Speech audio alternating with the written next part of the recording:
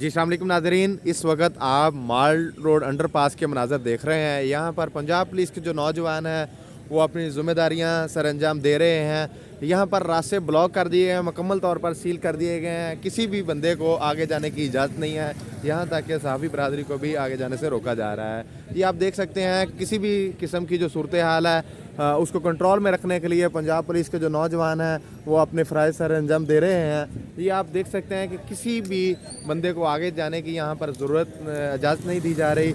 यहाँ पर आप देख सकते हैं कि किस तरह से यहाँ पर पंजाब पुलिस के जो नौजवान हैं वो अपने फ़राइज़ मनसबी से अपनी ज़िम्मेदारियाँ सर अंजाम दे रहे हैं। ये इस वक्त आप देख सकते हैं जो माल की सूरत हाल है, और इसी तरह से धर्मपुरा अंडरपास में भी इसी तरह से सील किया गया है। इससे पीछे भी हमने आपको मनाज़िर दिखाए थे, वहाँ पर भी पंजाब पुलिस ने जो रास्ते हैं वो ब्लॉक करके किसी भी नागहानी सूरत हाल से निपटने के लिए सिचुएशन को कंट्रोल कर रखा है, ताकि किसी भी हंगामी सूरत हाल को अपनी गिरफ्त में रखा जाए और मामलात को संभाला जाए।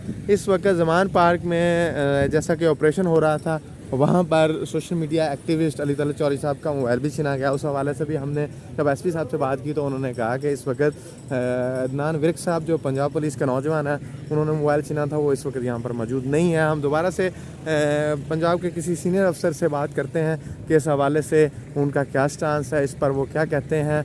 ये इस वक्त मार रोड अंडरपास के आप ताज़ा तरीन हालात देख सकते हैं। ये मौजूदा सूरत हाल है, इस वक्त लाइव अपडेट मैं यहाँ से आपको कर रहा हूँ।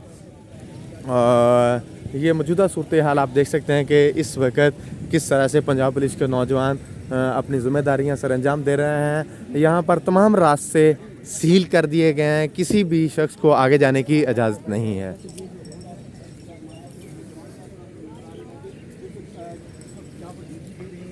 तमाम मुमकिन गैर